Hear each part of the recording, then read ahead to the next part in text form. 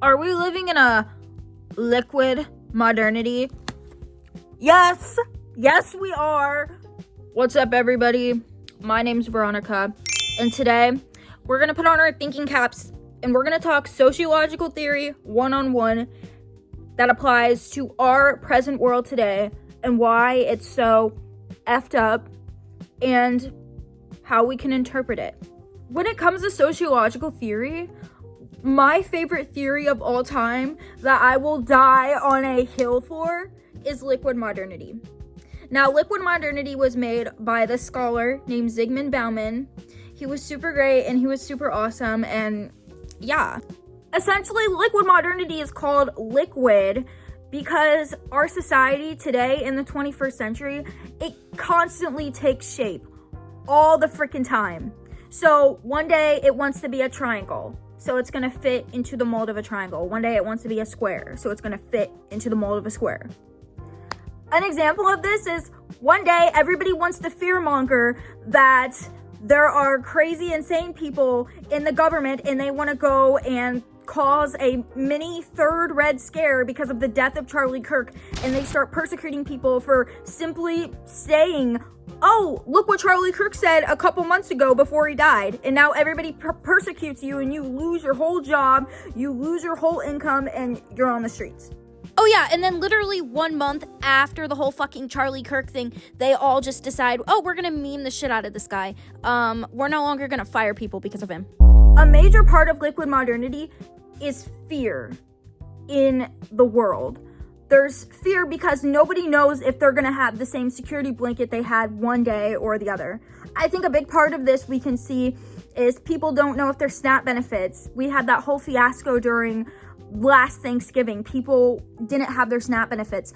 And we even see old people being like, oh, I'm probably not gonna have Social Security.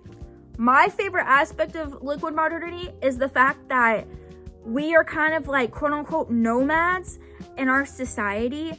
So at this point in our lives, we can't really plan for long-term events, or we can't even think in the long term because we don't even know if certain institutions, certain goals, certain aspirations will exist.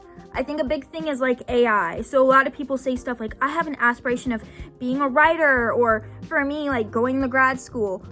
I don't know how higher education is gonna look because of businessmen and bureaucrats and capitalists who just want to replace all of our professors with freaking robots. But basically, liquid modernity is basically like everybody's paranoid, everybody's thinking about themselves, they're fending for themselves because it's so crazy. Crazy things happen all the time, okay? 1 minute, oh, we're so fine, we're doing so good, and then the next minute, oh, Trump just started an illegal war with Iran for no freaking reason. Let me just read you what dear Zygmunt Bauman said about fear. Quote unquote, fear acquires its own momentum. It needs little attention and hardly any additional investment to grow and spread unstoppably. And that's exactly what we see today. Fear isn't just inside our country. This fear, it's gonna spread to other countries. For example, American politics. Oh, so there's fear, for example, oh, the United States is allied with Israel. Israel keeps bombing all of these civilians in these other countries. That fear is gonna spread because our problems are not simply our problems. Our problems are spread to the globalized world. And this negative globalization that Zygmunt Bauman also talks about. Zygmunt Bauman also talks about kind of the role of the media and how a lot of people, their routines are looking at the media and they spy out kind of these really depressing articles or facts or stuff that makes them entrenched deeper in their own fear. And what they do is they hide.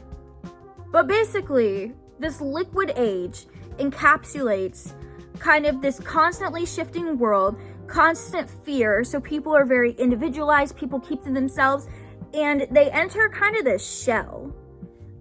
What I think we need to assess, and I would love to make another video about it, is how can we connect liquid modernity? How can we connect this assessment on contemporary society, fear society, society deeply engrossed in themselves? How can we look at that and connect that to Karl Marx's theory on, okay, how can we propel the working class to basically see that there's issues in society? A lot of these issues are deeply entrenched in capitalism. And how can we propel the proletariat to come together, have class consciousness, and make that necessary change? Overall, what I like about sociology and these theories is they give us the bigger picture on what's going on and what are the issues, and kind of dissecting that problem. But I think where a lot of sociologists miss the mark is that theory on its own is irrelevant. It doesn't do anything. We need to apply theory, and we need to apply multiple theories to one social problem. So, for example, there's a lot of mistrust in political leaders per se. That's something Zygmunt Bauman talks about. But because of that mistrust, a lot of people have now been seeing that mistrust is coming from a lot of these politicians being fake and being backed by corporate PACs, especially AIPAC. And there's this huge surge, especially this midterm election, of Democratic Socialist candidates like Abdullah Saeed and some others that are standing on real politics, or standing on community and the interest of the proletariat.